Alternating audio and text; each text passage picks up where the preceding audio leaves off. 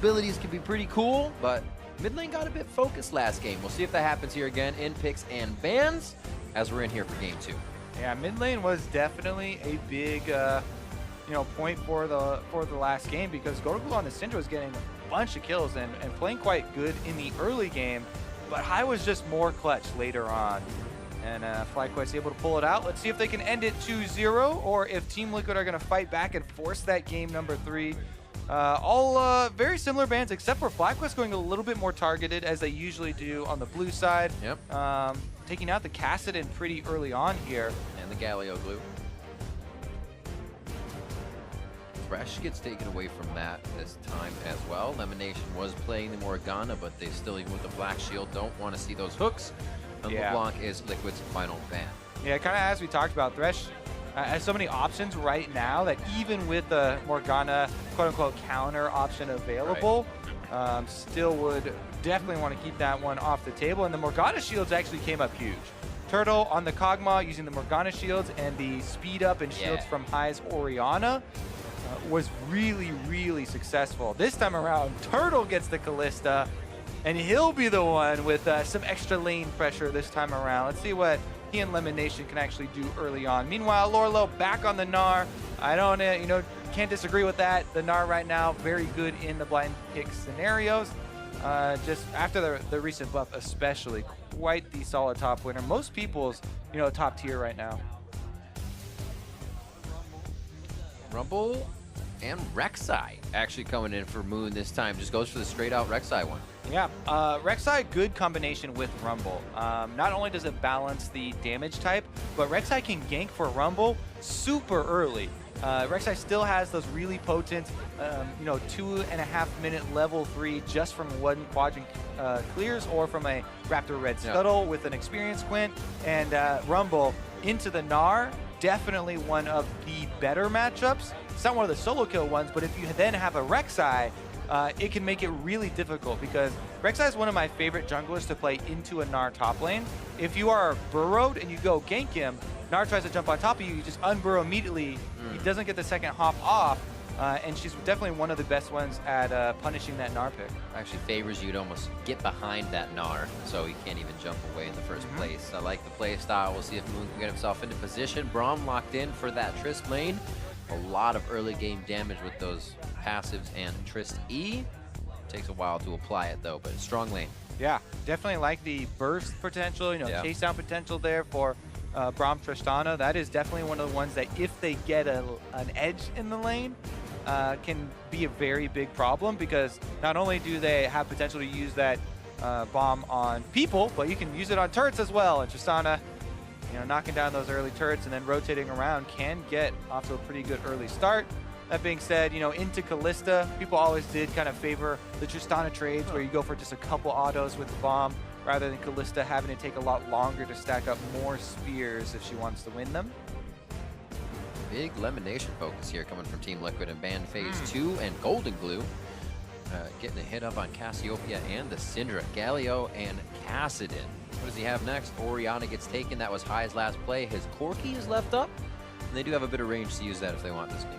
And Golden Glue drawing all the bans here. It's a lot of focus, and I think that is a solid answer right now, especially since FlyQuest themselves banned out the Syndra and Cassiopeia as well as Kassadin. But you could tell High's just waiting for him to step into the trap. I feel like this is one of those Elimination Notebook trap has been set in Champion Select, and they immediately lock in the Lucian. High definitely wants to punish Golden Glue early on. This is definitely a very advantageous matchup for Lucian. We've seen it many times, even on the international stage. Faker getting punished with it, getting solo killed multiple times. And again, that Rek'Sai, really, really high presence in the early stages of the game. I actually expect Moon to revolve around the top triangle of the map, both in Ball's lane as well as High's lane early on. Got a little Sejuani coming in play as well. There's the ice delivery system, multiple delivery systems here for Golden Glue's Orianna. Yeah, I mean, this is a very solid 5-on-5, kind of mid-game team fighting there. After Tristana starts getting some of the crit multipliers coming through, and they get to set up their battle lines. Team Liquid have the more kind of standard team fight that they can set up. A lot of crowd control and a lot of backline DPS. whereas FlyQuest are definitely gearing much more towards snowball off of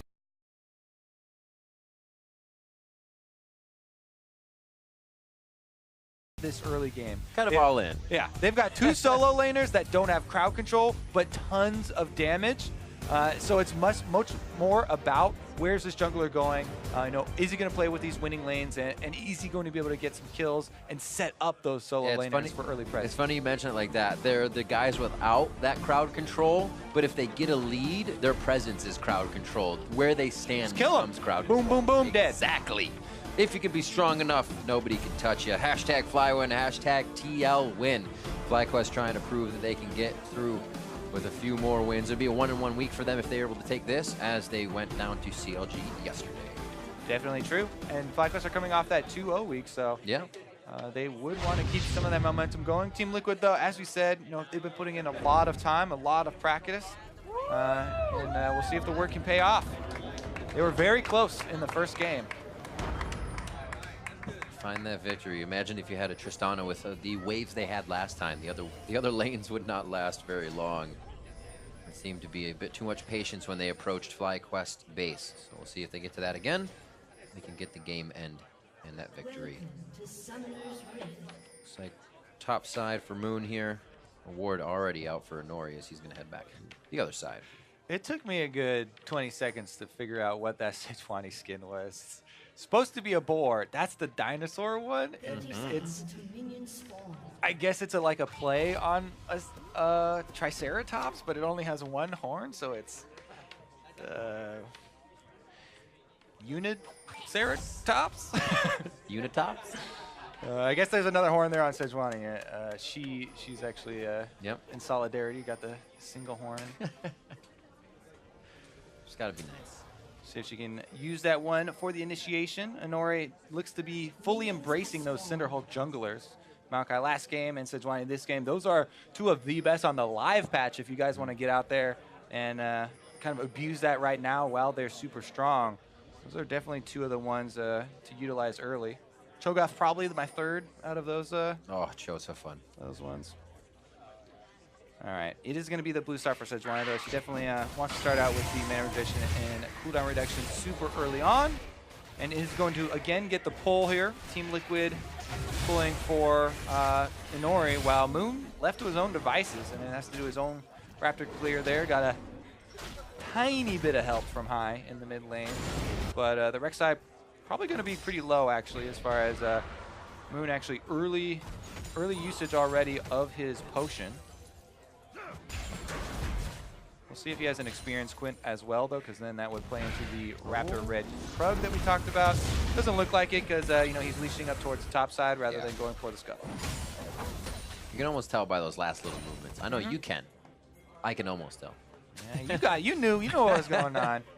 Here's High already creating that aggression in mid lane. Make sure he's getting every single CS. And we see just about 6 ready to be picked up. So Golden Blue has already missed some. One of my favorite things about High as a mid laner. People always talk about the risks that he takes and how aggressive of a player he is. Yeah. I absolutely love it when you have a mid laner that's in an advantageous matchup and is pushing up like that and uses the time to ward the enemy jungler.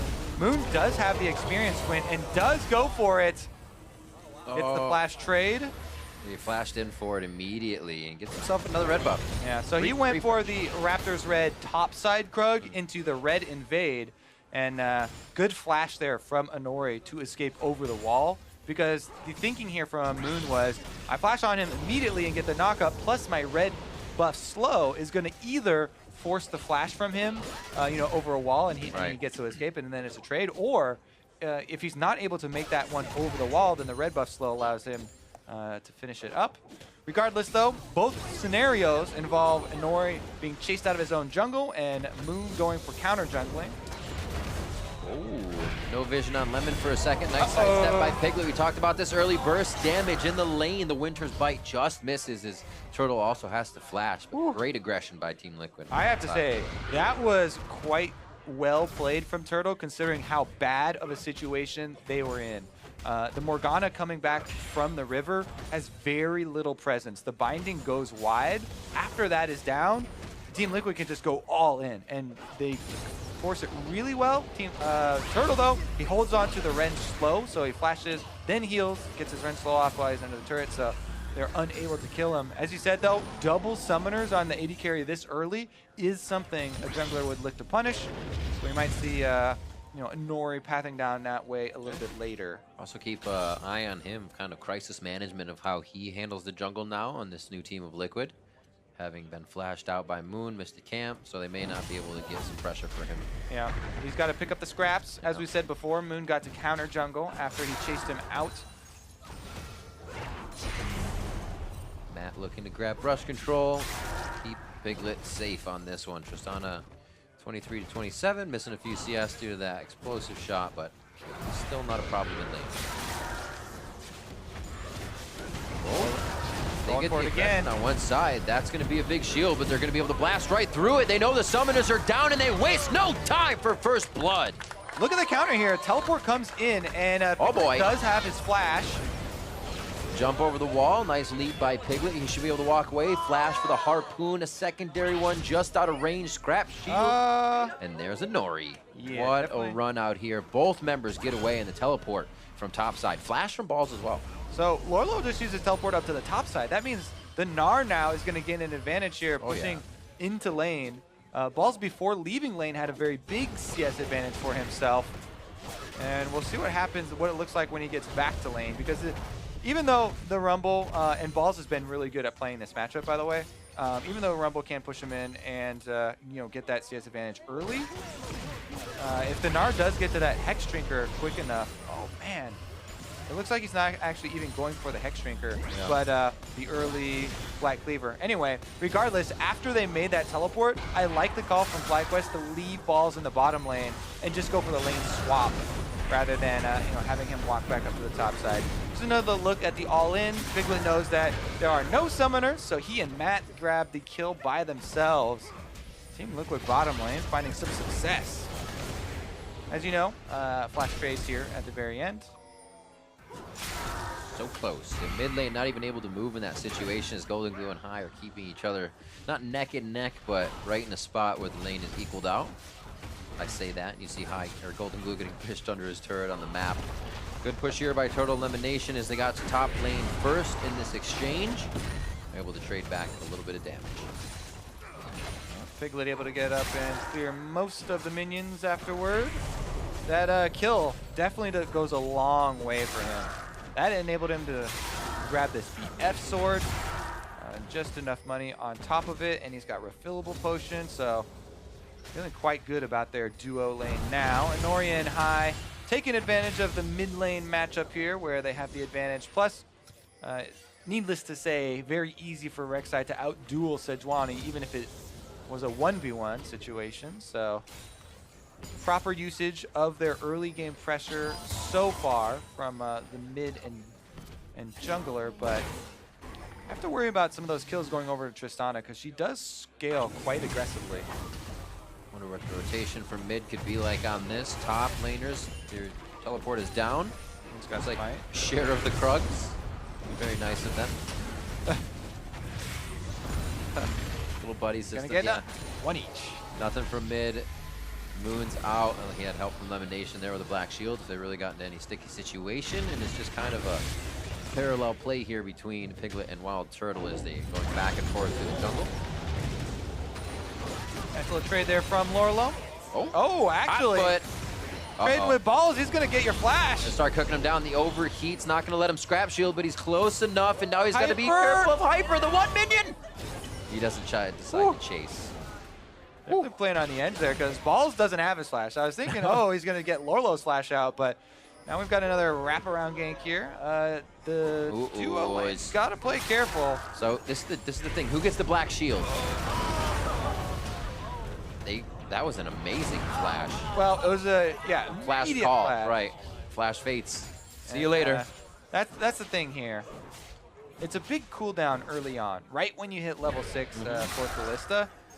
One of the previous changes they did a long time ago was increase that cooldown. So we'll see if there's anyone to revisit, because that is both the big safety tools. The flash on Kalista plus the cooldown here for Fate's Call.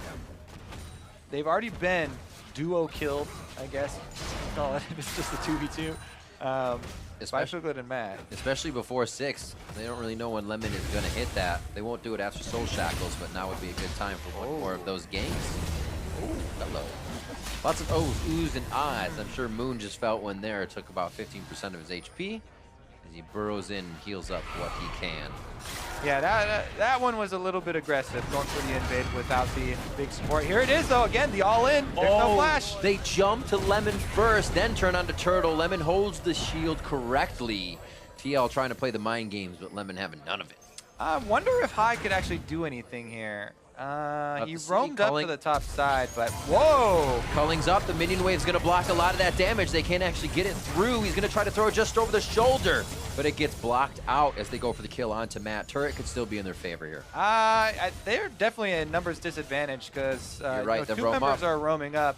FlyQuest, they need to calm down a little bit, I think, at this stage. Seems like they're timing that run up. They buy as much time as they can, and they're actually going to taunt it out. They say, "Are you still coming up? If you're not, we're going to take the turret." And it looks like they will finally pull Golden and Blue. Again, just look what FlyQuest do. Every time they have a weakness where, oh, they have to swap the lane out, somebody else rotates up and then stays in that lane. Right. Hai does not immediately go back to mid lane. Ooh, binding does land. Shock. Oh, beautiful black shield to keep Hai in position. It does protect Golden Glue as well. Yeah. So Shockwave.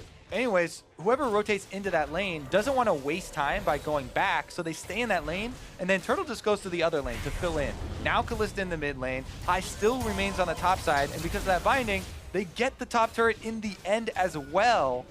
Really like the versatility here from the FlyQuest guys. They're willing to play in any lane, and they're not wasting time after something goes wrong and they have to rotate to fill in. Pretty quick thinking there from these guys in multiple cases. Balls is going to have to think quick and act quick, though, to get out of this one. Got the equalizer. He could throw it down at least for their escape. And he decides to put it right along the top side, giving himself basically a hot Leo wall, baby. And he stays alive. Scrap Shield's going to be there. Here comes Matt. He feels like he might be able to get himself in. Here comes Moon, too, on top Just side. A big enough minion wave. Prey Seeker's there, chomping down onto Lorlo to drop him. It took TL just a few too many seconds to try and drop the top laner. Balls up to the challenge. He acts very quickly. Flash is available under the turret, uses the ultimate, and Lorlo just went mini. So he gets burned down very quickly there. And Balls outplay is able to earn FlyQuest a lot of momentum. Look at this explosion of a gold lead. Because of Hai taking that first turret gold, because of this outplay on the bottom side, the weak side for FlyQuest, they've got a giant lead here. Don't get over aggressive, though. Oh, yeah. Piglet, though. Blast Cone, safety. The Piglet jumps with them. He says, I got my own Blast Cone. It's strapped onto my back. Shots are coming in. Fate's call. Elimination with just a sliver of health. And there's no dot on him. He stays alive. It looks like Hai will return to mid lane here and get a push on as Golden Glue is a little late to the fight. Yeah, that was definitely a good punish by Team Liquid and a necessary one to kind of stop FlyQuest snowballing out of control, because this is where it kind of started. They go for the dive. Lorlo runs out of his Mega Gnar very quickly. Nori was trying to tank the turret one more shot, but it increased in damage, so it did more than he thought, plus the minions. He ends up dying there. He was trying to buy as much time as he could for Nori. That was the thought process there, but didn't matter because Moon was rotating down and he was able to clean up that kill with an accurate Prey Seeker. Prey found. See that as well. The Glacial Fisher from Matt cannot disable Moon if he tagged onto somebody. He jumped on Lorlo. He got the kill on Lorlo. Very interesting interaction there. All in Rek'Sai's favor. Now you know. Balls able to clean up on the top side now, and that starts to become big for the team. Rift Herald may be in the near future here for FlyQuest, but a lot of the pressure for them right now is towards that bot side. Yeah, they have the Kalista. We always talk about how great Rend is for killing off Drakes. So, especially with the early power of Rek'Sai, they definitely want to take advantage of that early. And again, it's a first Cloud Drake, which is, not the optimal first Drake for you to get. However, since they're the ones with the bottom control and they're the ones with the Kalista, they want to get Drakes respawning as quickly as possible. They're the more early game oriented team, as we said in Champ Select. So kill that one really quickly and try and get the respawns going. And in response, TL are going to grab that Rift Herald for themselves. No real turret besides the bottom one is low, so they may actually just decide to crush down bottom with Piglet's demolition and take that mid if it's not top lane. Yeah, definitely a possibility. FlyQuest actually could rotate over to the mid. Balls is here, finds him in the pit and might chase them both out. Wait a minute. And if he hits it stay in, the eyeball won't open back up when the Rift Herald is this low. So there's no chance of the eyeball opening up, but it doesn't matter. He finishes it off, and FlyQuest say, thanks for the leash, bro. That does not feel too good getting pushed out. Balls now has created that situation we talk about so much with Rumble, a 2v1 that you aren't going to win. The Rumble does. And once we said this team is going to get ahead, they have to keep pushing those advantages, and they have to keep creating that zone pressure. Yeah, Balls is doing that. Balls definitely deserves some credit this split, right? You know, even though FlyQuest have been struggling, he not only has he been, you know, performing on multiple champions, but you know, he's really stepped it up as far as the team play and the awareness as well. Creating a lot of you know, extra pressure for the squad. He's always had that classic Rumble win rate everyone likes to refer to, but there definitely was a dip over the last couple years where you know, he kind of fell off for a while. Seems like he's having a kind of a renaissance here, a little bit of a resurgence. Feels good. Bring it back to the old days. Heck yeah. It's like riding a bike or a giant mech with fiery engines. Sick bike, dudes. His teleport is up, so he can soar across the map if necessary. Lorlo actually just gnarred out, so if they do decide to take a fight here with Moon coming down, they would have HP advantage, if you will. Yeah. Moon has built full HP items on Rek'Sai, but that doesn't mean you want to tank up 3 people. And a save turret here by Matt and Piglet. Rift Herald gets used mid-high, was able to pick that one up. We figured that would have actually been in the hands of Liquid at this point with one of the bottom mid turrets. Now they get it. The medicine is high to deliver. Thing is toast. Oh, actually, Inori and Matt come in to try and defend. Everybody's come down. Shelly. There's a small rotation for Balls. It seems like they actually wanted to go a little harder on the turret until they actually saw the vision of what was happening. But now they have this kind of 16-minute 1-1-3, 1-2-2 kind of thing going on. And it's working out for them before they pull out of the jungle here. 1-3-2 if you're counting Rift Herald. That's true. That's true. The 6 woman. All right, here we go. Wow, right. The remnants of the turret. Don't get ahead of yourselves now. Trying to go for the last turret on the map. Moon keeps himself safe. The Glacial Fisher goes right by. That was a little bit wonky there on the ultimate. I think Balls was expecting more aggression from Team Liquid, so he thought they were going to dive forward more. But in the end, doesn't matter. FlyQuest forced them off with the decent amount of damage done, and they get the turret as well. Woo! There's a flash from Piglet. Looks like he still could fire back from under the turret. And that was a Fate's Call, as you saw from Wild Turtle. Lorlo's just having no fun in lane. The moment he gets near some minions, Balls right back on him. Yep, High constantly pushing up the mid lane as well. The tri-lane pressure from FlyQuest definitely taking its toll, and they increase the gold lead very significantly. Balls is baiting here a little bit, by the way, because just off screen, you can see on the mini-map, Moon was on the Rek'Sai waiting for Lorlo to jump in with Meganar, but Lorlo doesn't take the bait. And FlyQuest all get to go spend a lot of money. Look at that rapid fire Infinity Edge already done for High in the mid lane. This is a very, very big spike for the mid lane Lucian. And this is exactly what you want to do. We talked about in Champs Select, you know, this composition for FlyQuest for that early game, get the mid laner snowballing, and they've done just that thus far. Team Liquid, though, trying to farm for late, and they are also looking to get some tower gold back for themselves. Well, here's one of them. Some pocket change and a little bit more for Piglet to get that one for himself and the team. Refillable potions start coming in, so TL can start saving a bit of money, maybe putting those in wards and being frugal. Yeah, and the gold goes to the right place as well. If Team Liquid is going to you know, come back here, Piglet is the guy. He's got both of their kills. He's got the solo turret gold now. You know, Infinity Edge is already completed, so you just need a couple of those Zeal items to come through, and might be able to do some magic in the team fights. blue buff for High. Still means more damage for Illusion. You are a caster ADC, so he's going to try to be dancing around these fights, getting those auto attacks in from passive, so he can keep that relentless pursuit on cooldown. Or off cooldown, I should say. Walloped in the face, balls can't help from the side, but they are starting once again to spread this 2-1-2. Oh. They know they can't group up for this Gnar ult, this Sejuani ult, this Shockwave. They're all staying spread out, and across the map is, I'd say, a pretty good distance. Yeah, I think FlyQuest have done a very good job of recognizing what Team Liquid are trying to do in both games. Yeah. In the previous game, it was the Gnar that had gotten to a very big lead and was a big problem in the solo lane. So they never fought 1v1, never fought solo, tried to limit the time that people were isolated with that Gnar. This game, it's kind of the opposite. They're the ones trying to spread out the map. They don't want to fight the 5-on-5s, and they want to keep this gold lead increasing. And you know, they're doing a very good job of working around those factors. Dragon number 2 is the Ocean.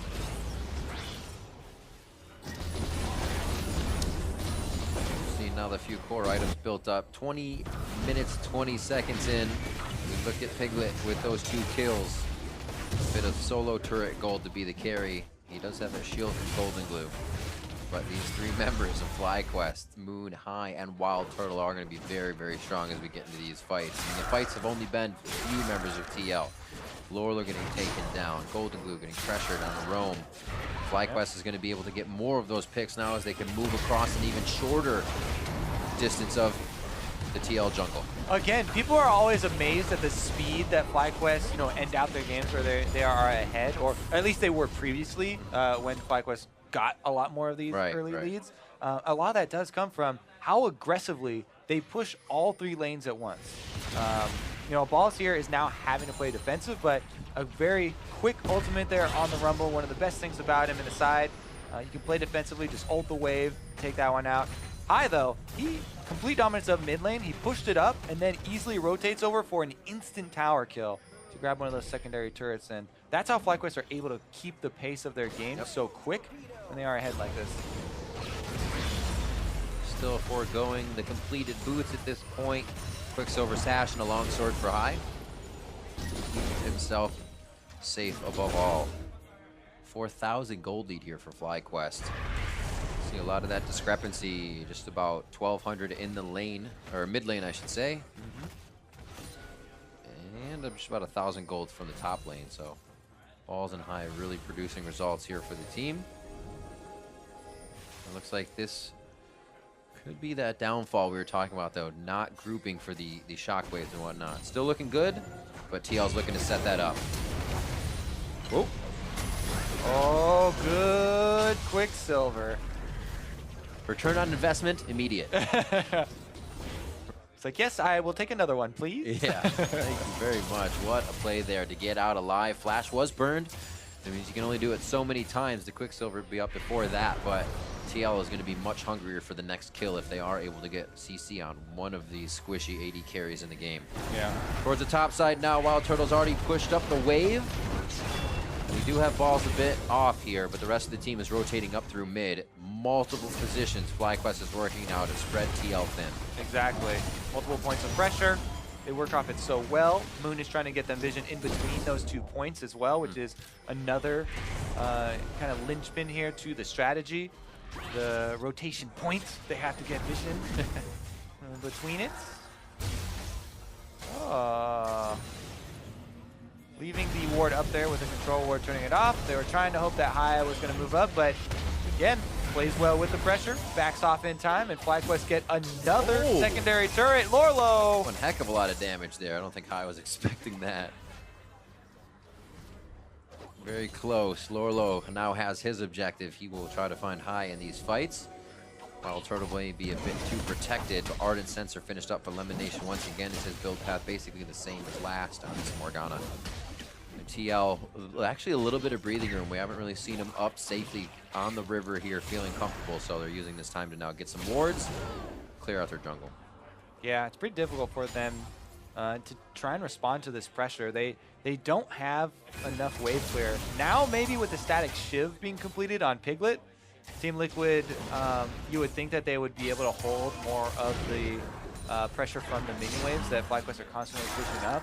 but it's almost too late because the 2 secondary turrets on the sides have already been taken. FlyQuest were able to pressure them so quickly that they got them both down before even the static shift came in, and it's kind of up to Golden Blue on the Orianna with the most safe of the wave clear.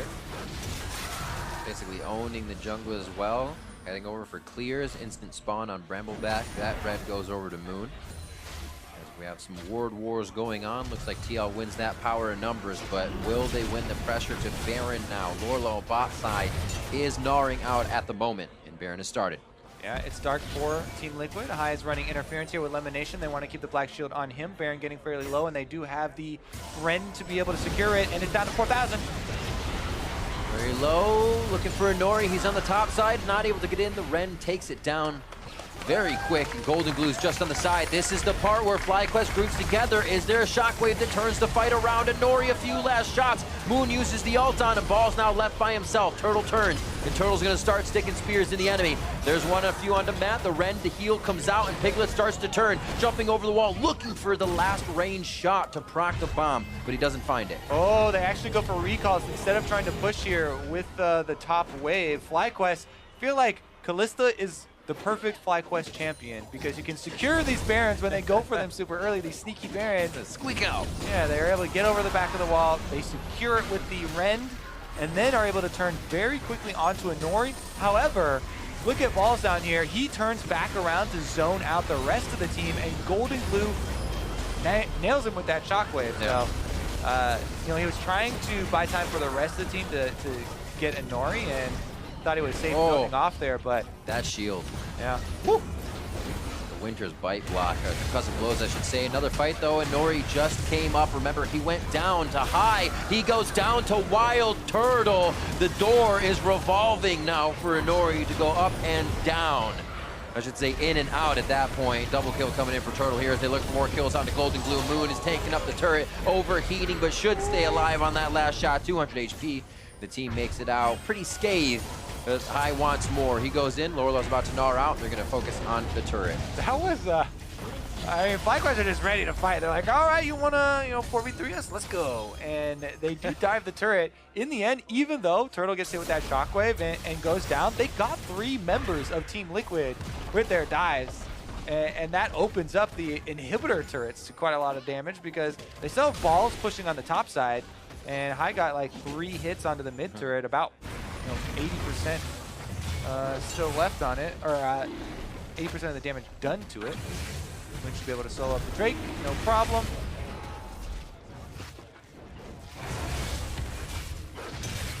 Just some time. Pretty fun to see Turtle back on Kalista as well.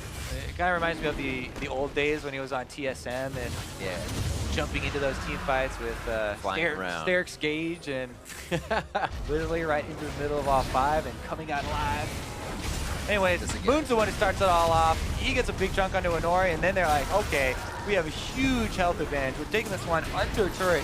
Even though the exhaust comes through and Matt flashes away, he's got Ignite on him. And the red buff burn is actually what finishes him off there to give Turtle the extra kill. Where is the movement from here? Baron just under a quarter left. Should be able to work that for maybe another inhibitor turret here. They have the minion wave just on their back as well as High using that bot side. He's a split pusher at heart, and he can do it even better on Lucian here when he's this far ahead. Nobody can really touch him at this point. Huge DPS from that Lucian. All right, here we go. 2 lines of pressure. High on the turret already. Super minions, or buffed up Baron minions coming in. Have to say, Team Liquid with their backs against the walls here, they really need an opening.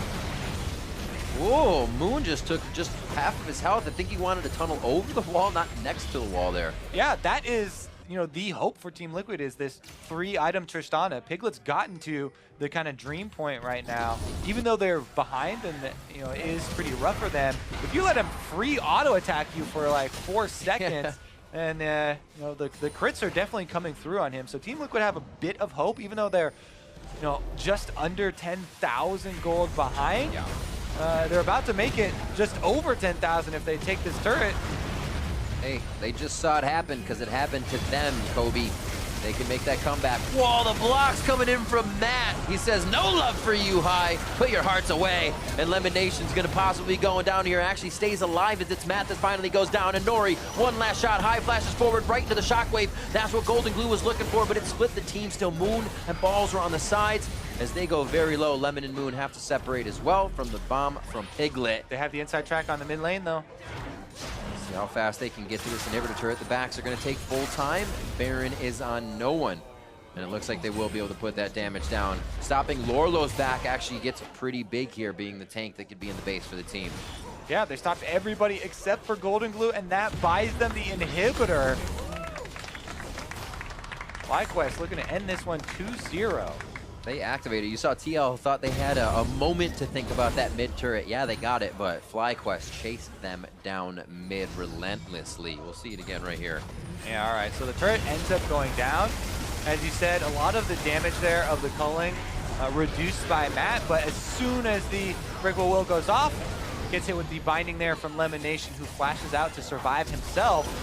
And High flashes in to secure that kill and does get Shockwave, but he leeches up off this crab, mid-fight, and then is still able to stop 3 of the recalls, allowing Turtle and Balls to go take down the inhibitor for themselves. Yeah, the teleport from Balls, I didn't even realize, on the top side in mid lane. Beautifully placed ward. It says, where's your escape? It's nowhere. Where are you going? Nowhere. Going down. Meanwhile, down. Trying to get out there, and again, constantly pressuring, pushing in the mini waves. FlyQuest know that they're on a timer. Even though they have this giant gold lead and all the dragons, they don't want to start to give over gold in team fight mistakes. Yeah.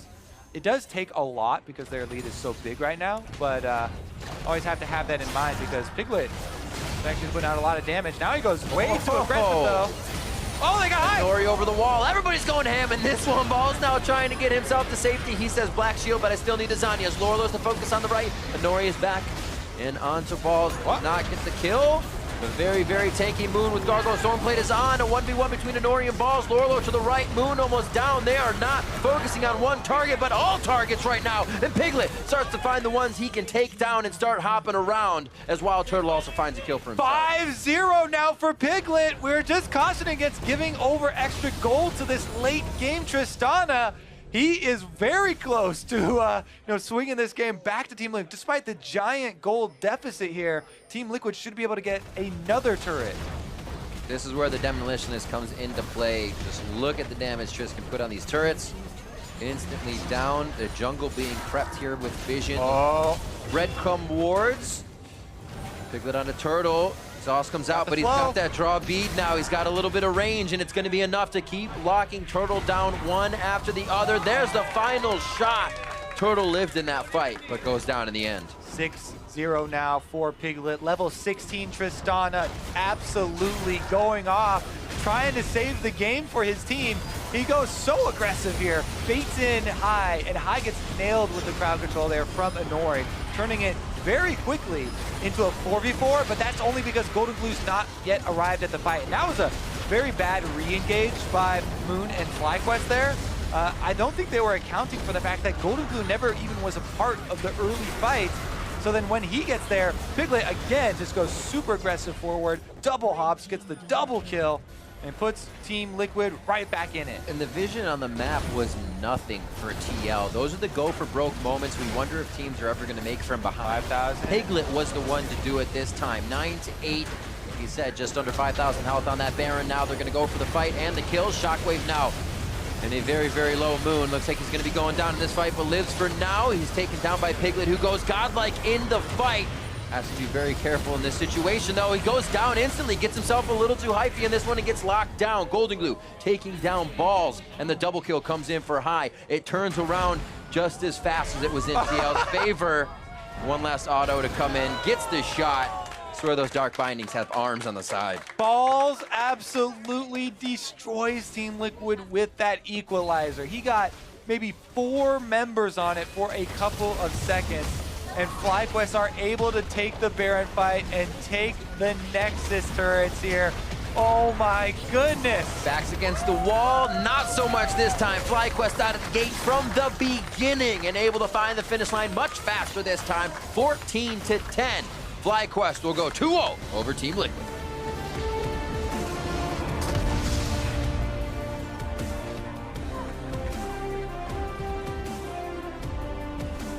2-0 week into a 1-1 week with changes voiced by themselves, saying we're looking at communication, we're looking at different things, and it seems like they are able to shore up a few of these spots where they just seemed to be floating around last time. It definitely is key that it looks like FlyQuest, their decision making is getting a bit cleaner, right? It looks like they're taking more steps as far as checkpoints, basically, whether they should go through with these decisions. They're still going with some of the risky plays, right? They're still going with a lot of those sneaky Barons. Yeah. However, they're going for them when they have Ballista to secure it with the Ren. They're going for them after they've already earned these early game advantages and with some extra vision. So definitely things looking brighter for FlyQuest as they are able to end this week with a victory, 2-0 here, first Team Liquid. Liquid trying a few new things as well. Nori in the jungle saying the 10-man roster is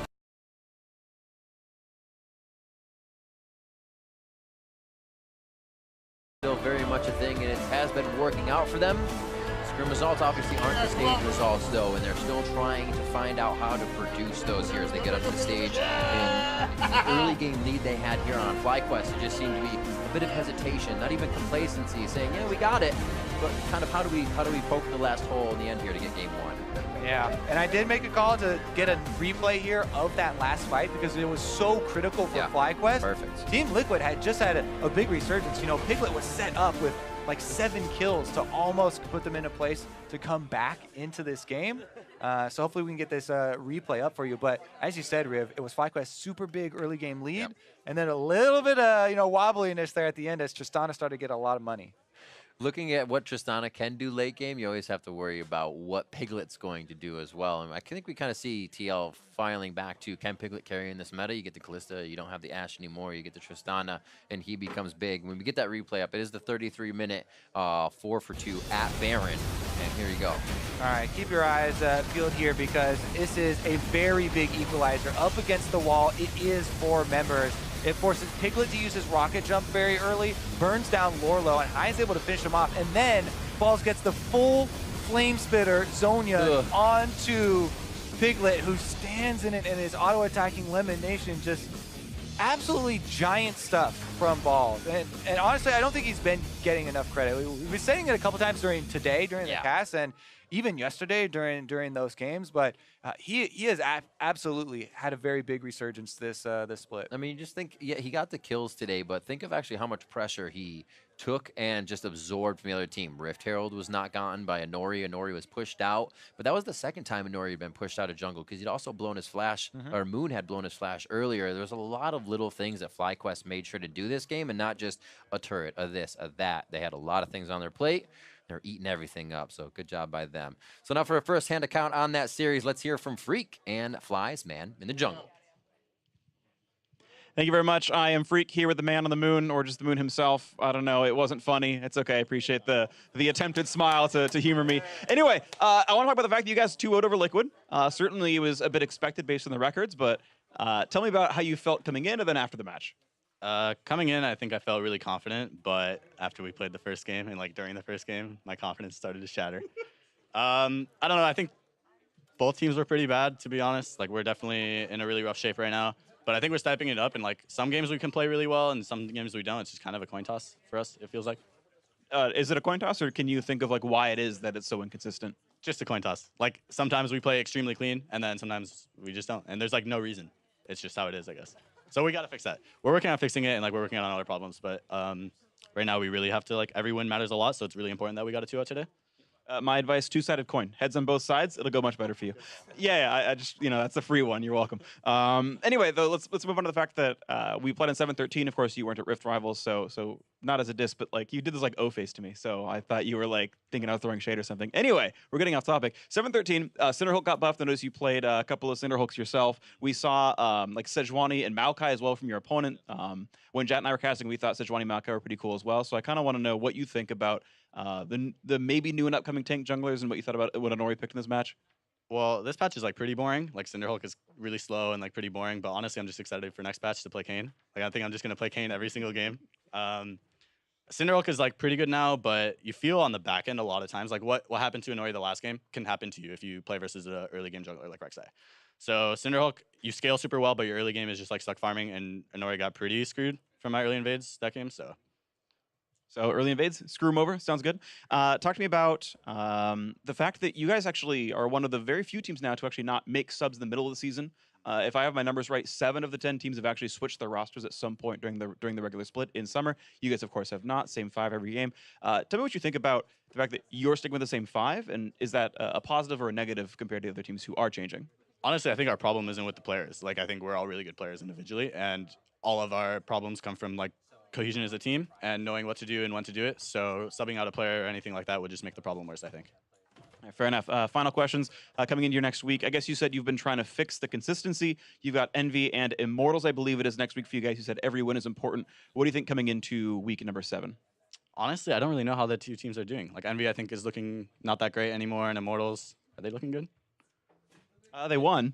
Oh, they won today? Okay, well, I think Immortals has like a pretty good record, but they're not looking like a really top team, is how I feel. So I think we can do well. Next week is like a really important week for us, though. Like, we definitely have to make playoffs. If we don't make playoffs, we're like really bad.